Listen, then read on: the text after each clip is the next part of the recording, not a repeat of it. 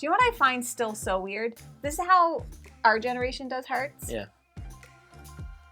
Now I don't know how they do it. Why do you have to make it complicated? What was wrong with this? I don't know how they do it. What was wrong with this? I don't know. They like do something weird with their pinkies. People be weird. Like this, maybe. People be wild. Is that it? I don't know. My hands don't work that way. I can't do that. Just to crab hands. My fingers like started twitching. Anyways.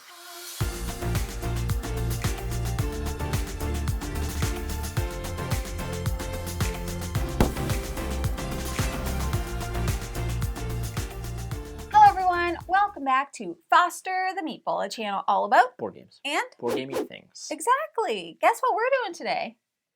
I don't know. We're talking about board games and board gamey things, which we already Shocker. said. Today's video, I wanted to do a video about games that we are currently obsessed with because I don't know about you, Jeff, but I personally have a tendency to latch onto a game. Yeah, you do more than I do, that's for sure. And I become immediately like, this is the best, and I want to play it so much, and I never want to stop playing this game ever. And then you go, pew!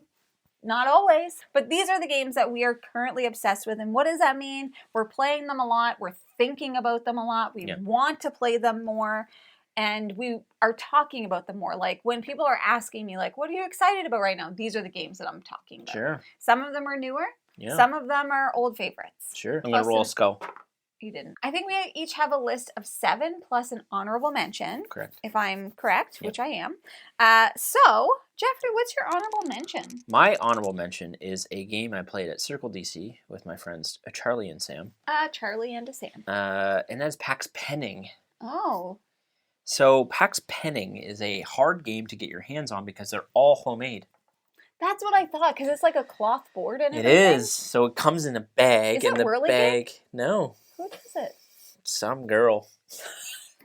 I don't know. I don't know. Ask Sam. I can't remember. That's interesting. But the bag is your cloth board.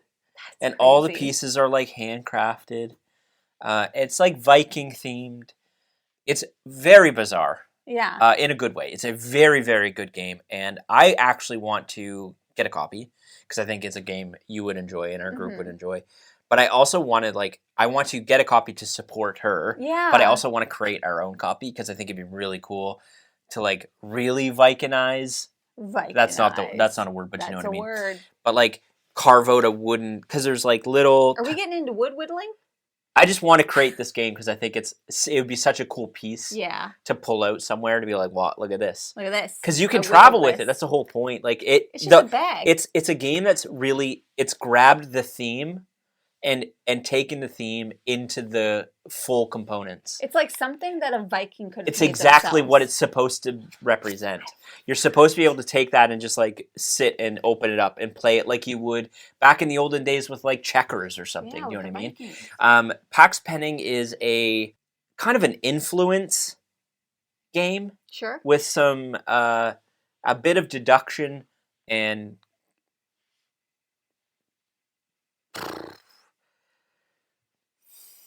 movement. Track movement. So ultimately what you're trying to do in this game is you will have a bunch of penning pieces in front of you. I don't know what and a they're penning like is. coins. Got it. And those are your action economy. So depending on how many coins you have, lets you do a certain amount of things. There is a track on the board where ultimately the king is going to have a victory or the peasants rebellion will have a victory. And depending on the endgame condition of yourself when that happens, you'll either win or lose. And you might be like, well, what does that mean? I don't know. Every person has a screen in front of them. Sure. With little, I think they're little stones of your bloodline. Viking stones. So I might have black stones, you might have red, and someone else have personally. Green. Sure. What you're doing throughout this game is secretly swapping and intermingling your bloodline with everyone else. Oh, that's spicy. So you might be like, here, Sam. And maybe I'm giving him back some of his bloodline that he gave me. Back. Or maybe I'm taking my bloodline to give to him. And why does that matter? Because you're mixing. If the together. king, let's just say, for example, the king won.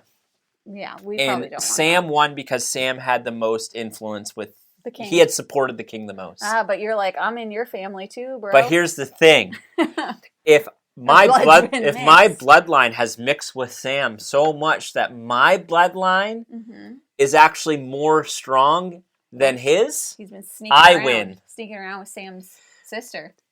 But then, if I've won, I then have to reveal. And let's say you've mixed your bloodline more with me sprinkled it in there. than I have. You win. Oh, does that make sense? Spicy. It's real spicy. I want to play because that. You don't get to see where the bloodlines are mixing.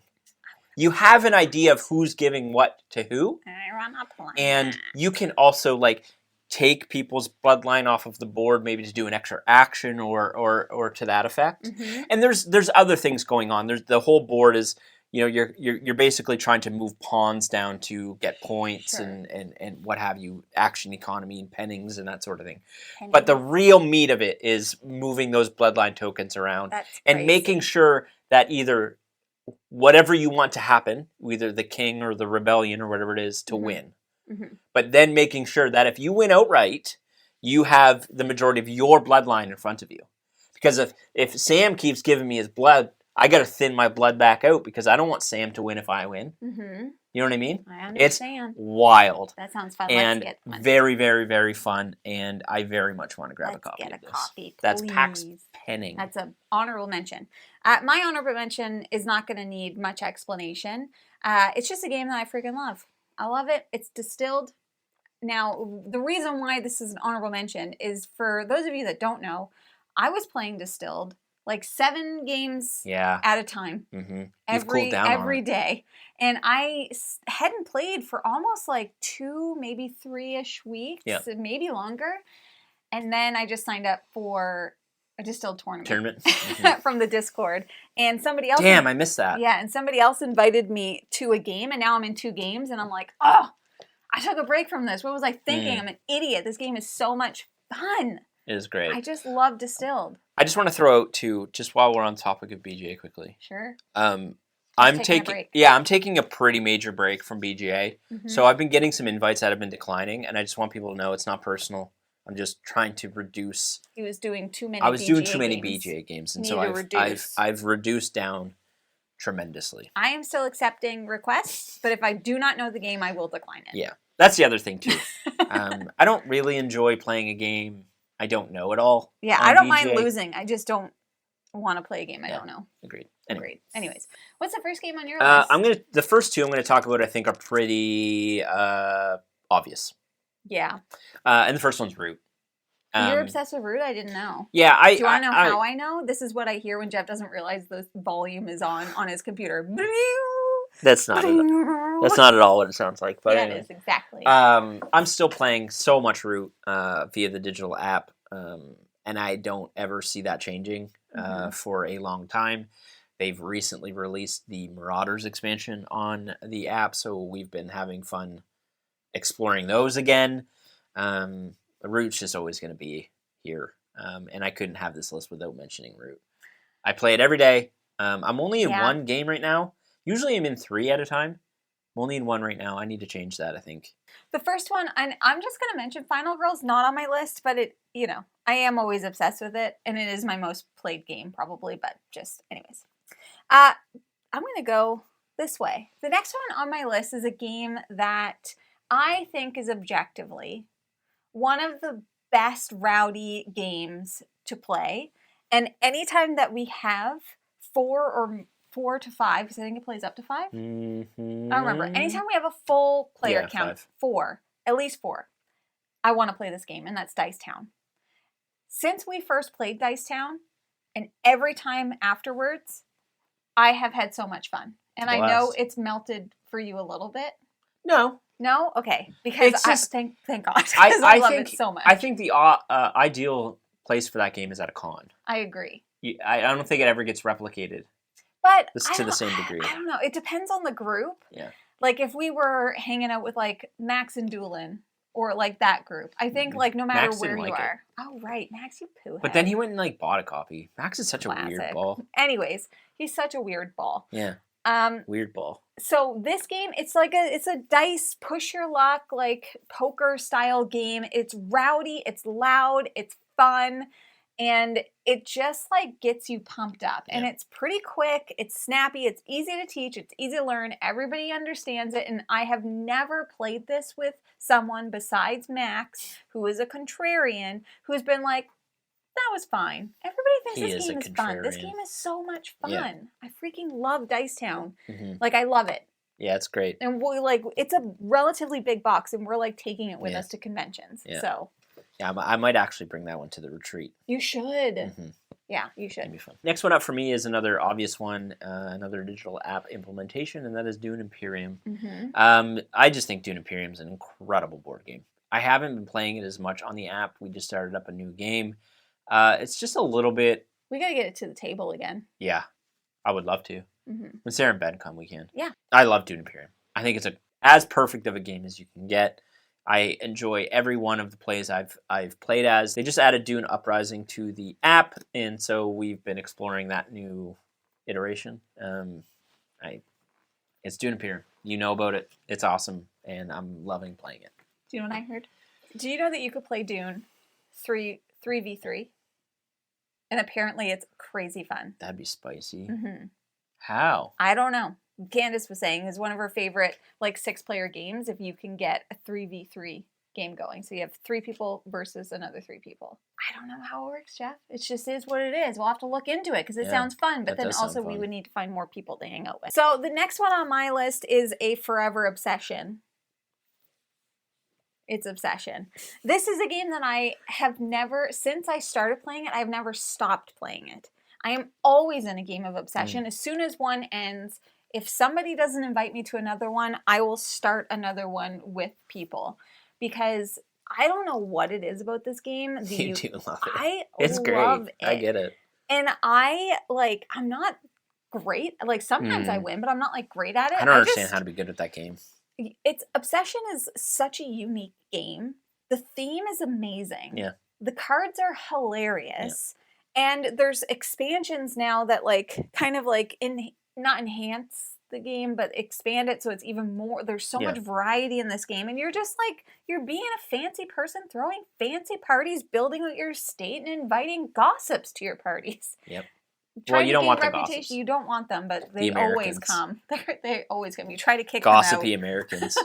But it's just such a fantastic game, and I will like pump this game up as much as I can, any chance that I get, because if people are into board games and they've played a lot of board games, they haven't tried this, this is one I always recommend because it's so unique. Yeah. It's like, you're going to play this and you haven't really played something else exactly like this. I feel like Obsession is a pretty, depending on the person, I wouldn't suggest this to a new gamer, but like people that have been in the hobby and haven't played it, like I would have no qualms. One thing, I still haven't played it solo. And I really need to do that. I didn't know you could. You can. But the problem, maybe I should try it on BGA first. But the problem is, it's a lot of setup for this game. There's a lot of pieces. So if you're playing it by yourself, I don't always want to have a big setup. Next one up for me is a game I've been playing primarily on BGA, and so is Jamie, actually. Not with each other, though. And that is Mountain Goats. But with the same person. But with Bailey at After Evenfall. So please go check her out. She does have a channel on YouTube. Yep. Mountain Goats is a dice chucker, push your luck game. Push your luck. Yeah. Yeah, it is. It's kind of, but like you just... Actually, it's not really push your luck, is it? Push your luck. I don't know how to describe it. It is a dice rolling track manipulation game. Yeah. So there's numbers 5 to 10, and you're going to roll 4 dice, and you can make any combination of numbers from 5 to 10 with those dice and move a goat up the mountain. Yeah, when you get to the top, you're going to take the corresponding value point of that column and add it to your score. So if you had a 5 and a 5 with dice, you could add those together to move up the 10 track. Or you could use them individually to move up the 5 track twice. Okay. Once you get to the top, you take a token. That's it. That's the whole game. If there's already a goat at the top of the mountain, and you go to the top, you bump them all the way back down to the bottom. Then they have to go all the way back up the track. The game is going to end in one of two ways. Either 4 or 3 of the columns are empty, so there's only a certain amount of tokens you can take from each column, and it goes decreases in value, so there'll be more 5 tokens than 10 tokens. Yeesh.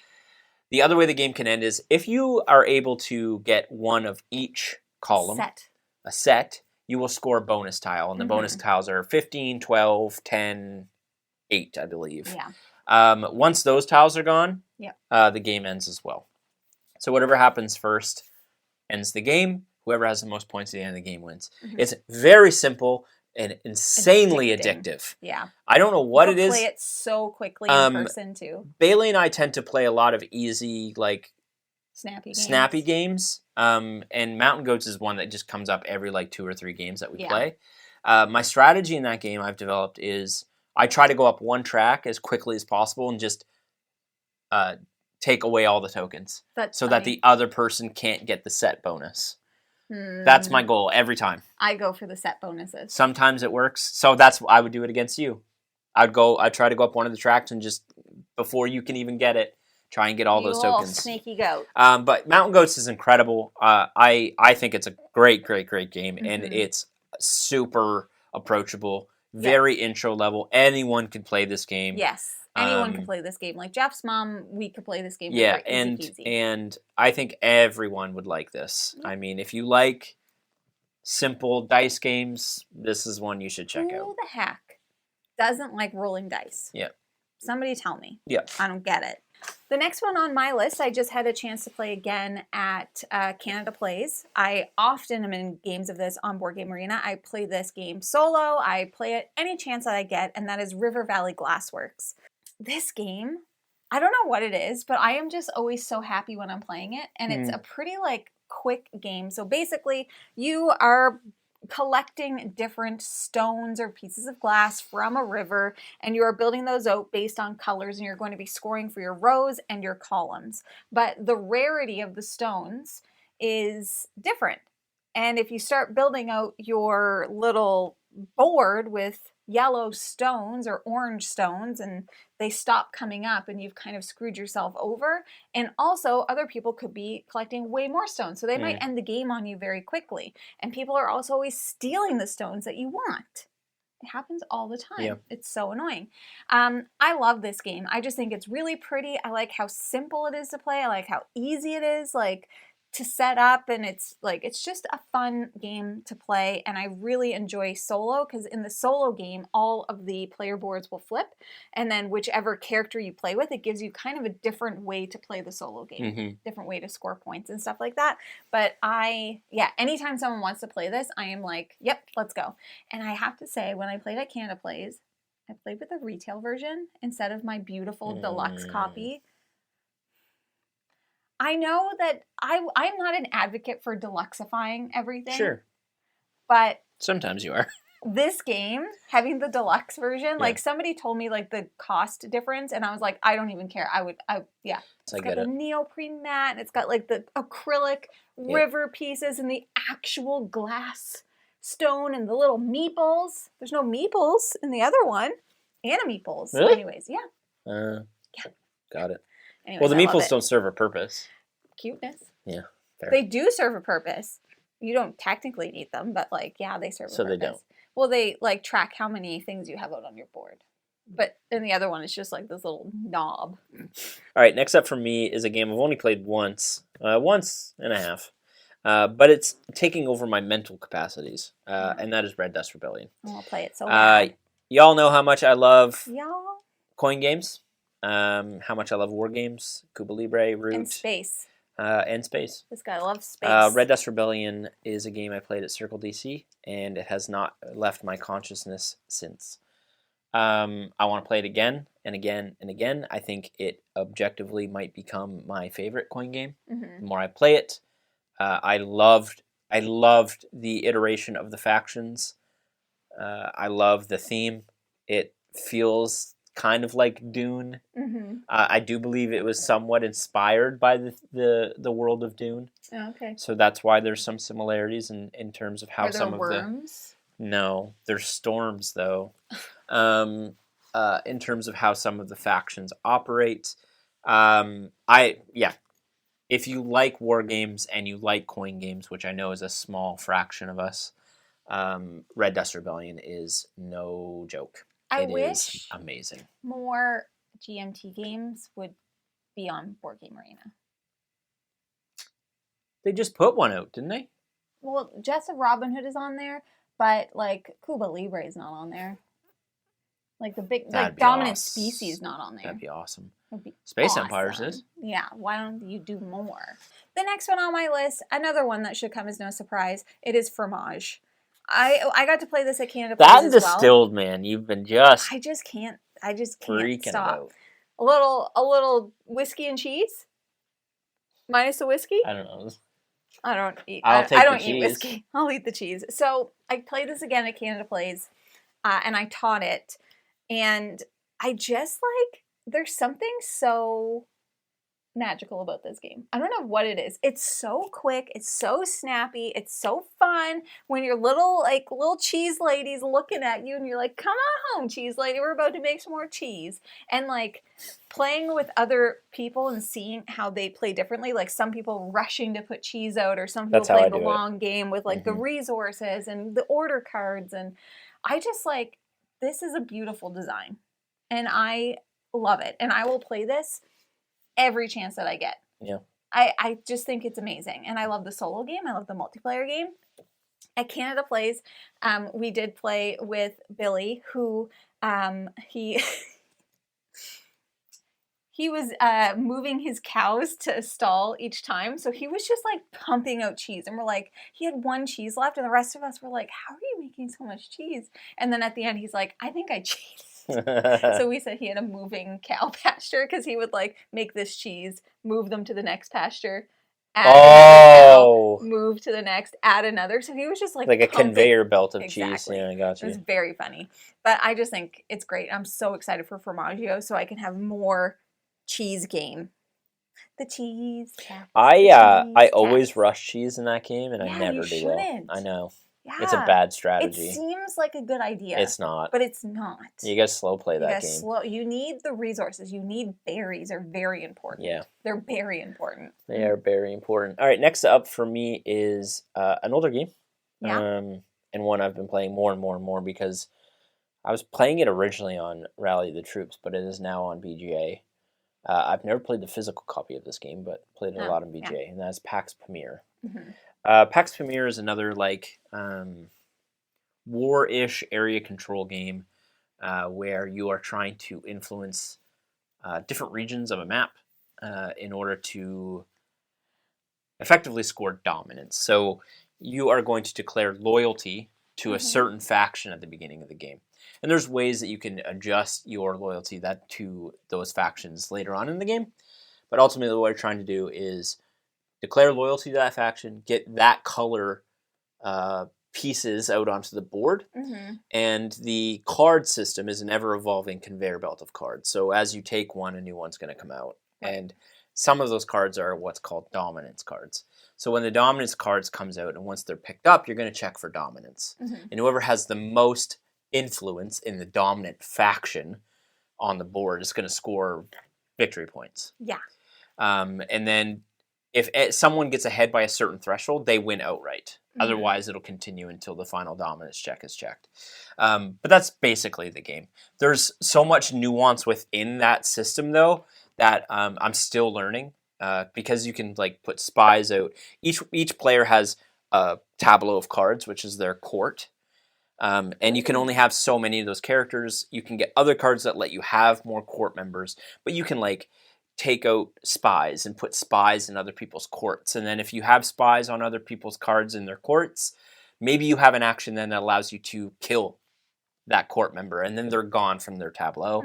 And then there's warring ability on the map. So maybe I'm loyal to the Afghan faction, where Sam's loyal to the British. So I might be able to take an action to put my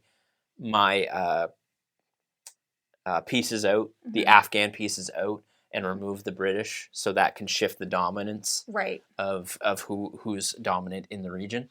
That's basically Pax Pamir. It's similar to me for like that root system where it's like I've played this a few times, I'm digging it, and now I'm just starting to get into the meat of it. Yeah. Is very, very, very good. I do want to play the physical copy of it because it is like the cloth board kind of experience. Are all the PAX games cloth boards? I don't think so. Because I don't think PAX Renaissance. Yeah, I don't think PAX Renaissances or PAX Vikings or something like that too, maybe. But yeah, I very much enjoy PAX Premier. I don't think it's something you would enjoy. Is it a lot of negotiation? There can be a little bit. So depending on who has dominance, if you try to use that faction's card, like let's say you had dominance in British and I wanted to use a British card, I would have to pay you a bribe. I don't have to. I would be like, hey, can you let me just play this card? And you'd be like, nah, I want a coin. No, I don't. And then I'd come back and be like, well, I don't want to pay you a coin. And you'd be like, well, then you're not going to get to play the card. You get to play the card then. It's very minimal. It's very minimal that it happens, but it is in the game, and I think you would fall off when that happened. Fair enough. My next game is a solo trick-taking game called For Northwood. I played this game for the first time during my solo game day while you were gone, and now all I'm trying to do is win. You play it over and over. She played it and it was immediately like, Jeff, I'm going to show you this. Yeah, I she literally was so excited. I got him to sit down on the couch and then I pulled it out and I was like, I set it all up and this is how it works. It's wild. It's a solo trick-taking game where basically you have a bunch of fiefs, which are different kingdoms, and you are trying to entice the ruler to come onto your side, basically. Come on over, be my friend. And so each of those kingdoms or fiefs has a number, and that's the exact number of tricks you need to win. And there's a deck that they have, so you have a hand of cards, and you're like, I think I can win 3 tricks. And then so you put your little thing there. And then for them, you're pulling cards until either the deck runs out or you run out of cards. Okay? And then you have different allies that will give you special abilities. But if you don't win that exact number of tricks, then you lose that kingdom. If you do win, then you win that kingdom. There's a certain set of victory points. And then the ruler of that kingdom can then be used as an ally later in the game if you would like. And the goal is just to get, it's 16 plus points or something. And you're just trying to get to win as many as you can. And it's addicting, it's quick, it's tough. Yeah. Because there is an element of luck with the cards that are getting pulled, but there's so many ways to mitigate based on oh crap, I've already won 3 tricks and I'm only allowed to win 4 and I have some trump cards and high cards in my hand. It's so good. I think most solo games are inherently higher on the difficulty scale. Which is what they should be. Yeah, because otherwise, what's the point? Yeah. Exactly. The next one up for me is a game that just got released on BGA. We've played the physical copy once and loved it, but now it's on BGA in alpha. What is it? And I've been loving it. I've just finished 3 games of it. Pagan: Fate of Roanoke. Yeah. Pagan is a deduction a 1v1 deduction game. One person is playing as a witch. The other person is playing as a witch hunter. As you can suspect, the witch is trying to survive long enough to cast spells. Is that what they're doing? Who knows? Something to that effect. They're trying to survive. They're trying to survive long enough to do some sort of witchcrafty thing. The witch hunter is trying to find them before that happens. Yeah, among the villagers. Yeah, so there's going to be 3, 6, 9. Yeah, same. There's 9 villagers in front of each player. One side is, again, trying to put out these tokens in order to kill the villager because they think it's the witch.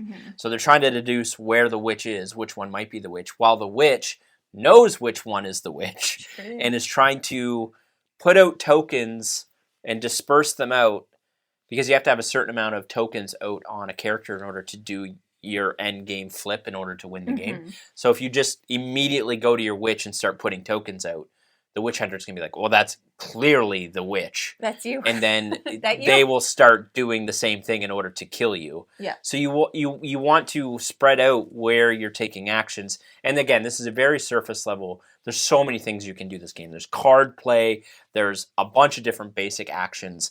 You can go to these regions with your meeples in order to place out tokens on other characters. And then you can use those tokens as currency to do other things. The witch has potions they can brew, which help them break the game a little bit. The witch hunter has these companion tokens that they're companion cards they can put out. that allows certain regions to do certain things for them if they're activated. It's just a big social deduction 1v1 experience. But anyway, I very much like this game. I liked it a lot the first time we played it. I've just been reiterating that as I've played it on BGA. The first game on BGA I played with Max, I had no idea what I was doing. I was just trying to get refamiliarized with it.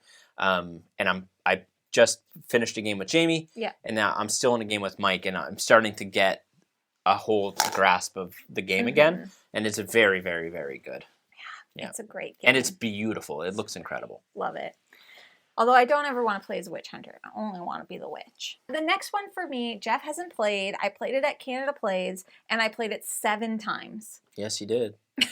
That game is called 3 Chapters, which is the newest game from Amigo. And Amigo is famous for making fantastic card games like No Thanks and Six Nymphed and like all of these amazing card games. 3 Chapters is set in fairy tale land. You got Peter Pan and Captain Hook. You got Snow White and the 7 Dwarfs. You have like all of these characters, Jack and the Beanstalk, etc. How the game works, it's played in basically 3 phases. The first phase is the draft. So you're going to have a hand of cards. You're going to pick some of your cards. You're going to pass them along, and you are going to do that till you have 4 cards. Then you're going to draw more cards, and you're going to do that again until you have a total of 8 cards. So first round, draft. Second round is trick-taking. And each of the cards are going to have some special things on them. So some of them are just really strong. Some of them have special abilities that take effect during the trick-taking phase, and some will have special effects that take effect during endgame, which we'll get to.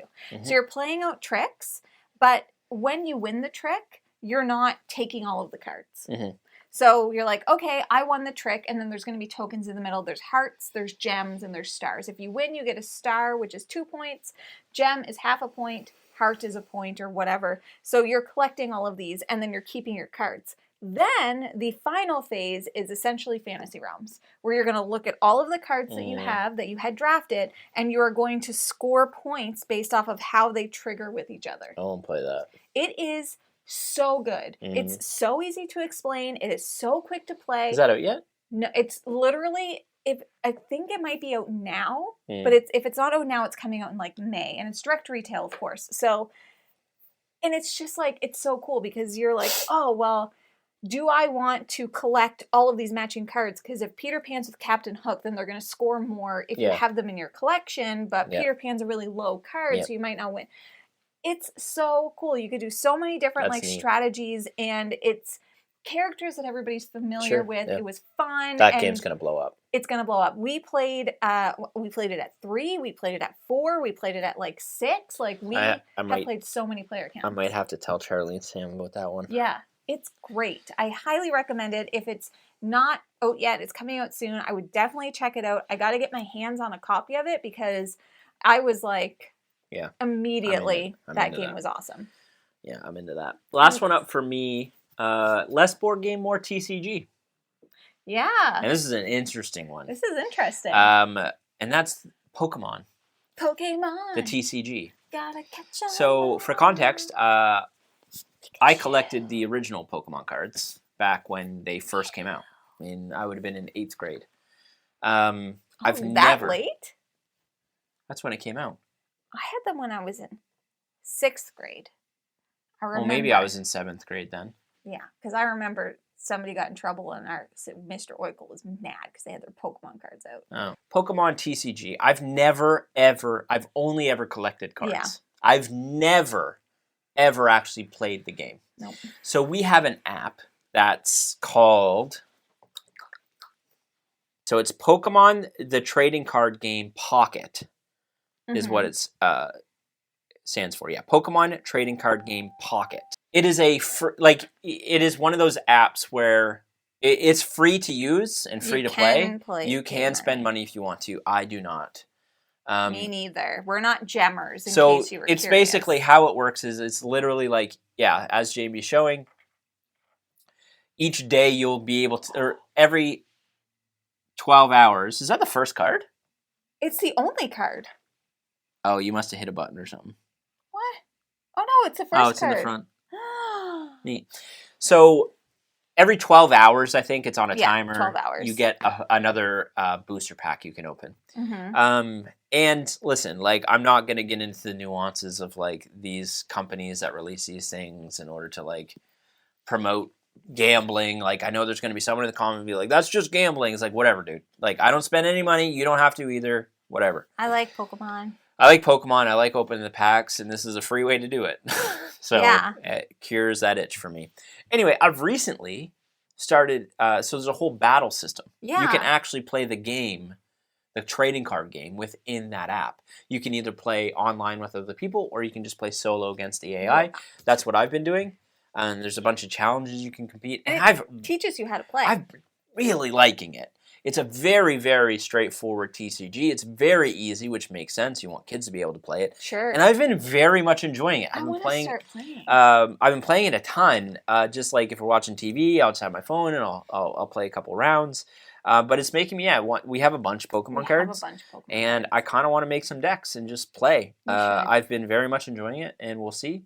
But I just thought I'd throw that out there because it's a bit abnormal for what we normally do. We kind of bounce around with TCGs every once in a while. We like cracking packs. Yeah. That's why this app is good for us. Yeah. Because we don't have to actually buy anything. Yeah. We could crack packs. We would be like, oh, woo! Because in the app, some of the cards like are so cool that they like move, and there's a whole movie scene. Those are the super there's rare like very, ones. I mean, it's all rarity. Jeff just got a black Charizard. I did. It's crazy. Anyways, my last game is Crafting the Cosmos. Yeah, I knew that was going to be on your list. This game is so good. We did a bunch of coverage for it. We did a playthrough. We did a preview. We played it during the Gameathon. Yep. It's on BGA to some level. I don't know if it's still in alpha or whatnot, but I played a ton on there. And this is basically like, this is a resource engine. Is an optimization puzzle, and what I love, there's like a toy factor because you're moving marbles around wherever the marbles are. You get to collect all those resources, and then you get to put all those resources out on your board. And you're trying to craft the cosmos by satisfying these nebulas and like moving stuff around. And it's gases. It's addicting. Stars. Yeah, stars. Whatever it is. Hydrogen stars. Supernovas. It's freaking amazing. It's great. I have so much fun. I wish you could play it solo. You cannot play it solo. Maybe eventually they'll come out with a solo mode. I don't know. But I just I love the toy factor. It's such a smooth design. Like you looks great. Play it in chaos mode if you like, where people are taking simultaneous turns. Jenna. I talked to Jenna about it, and she's like, it worked so well when we did it. And I was like, yeah, but you didn't do it at like 3 a.m. Yeah, after on playing. On camera. Anyways, it's fantastic. And it is out now. It's in retail, but this is one of those games where I'm excited to show this game to people because it's so different. Yeah. And it's so pretty, and it's beautiful. The UX is amazing, and it's just Office Dog Man, crushing it. Yep. Crushing it. And they got some new stuff coming out that looks amazing. Yep. I'm excited. So do you have any more? That's it, right? Yep. Those are the games currently that we are obsessed with. This list is kind of ever changing, although some of these are mainstays that I've been obsessed with for years. But I think it's fun to find a new game that immediately you're like, oh, I just want to play it. Yeah. And I love when those games are accessible on Board Game Arena, which Agreed. allows you to play them more and more and more and more. Agreed. So, my friends, that is everything that we have for today's video. Now, I want to give a shout out to our April sponsors, Only Then Studios. They have a new game coming out called Darkleaf Gambit, and Jeff and I are going to have a playthrough of that coming very soon. So in the description of this video, you are going to find links where you can follow along the campaign. You're going to find a link to the TTS mod if you want to give it a try, and a bunch of other information. So definitely check that out. And once again, shout out and thank you to Only Then Studios for sponsoring the month of April. Avril Lavigne. If you're interested in buying board games like any of the many that we mentioned today that we are ever so obsessed with, you should first start by checking your friendly local gaming store. And for us, that is the Boardroom Game Cafe. Heck yeah, it is. And if you like what you see, please subscribe. We hope to see you again soon. And now, we say goodbye. Goodbye! Later it is.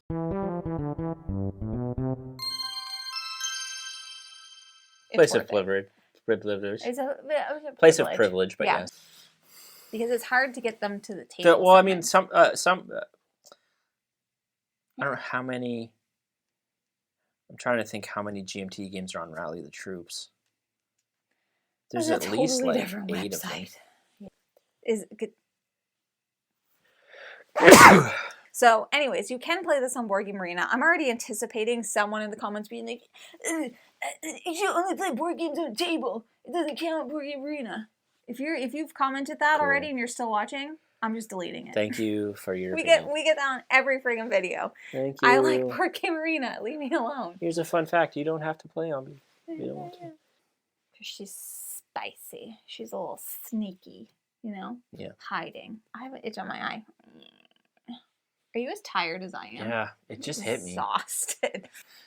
It is. Irrelevant. Anyway. Jeff's phone connects to the table. That's what it looks like. Yeah. We had Pita Pit for... No, that's a lie. We had Mezza for lunch. I think Mezza is a Nova Scotia thing. I think it was started by... Okay, so do you people know what Mezza is? Yeah, it's because of the Lebanese connection here. Correct.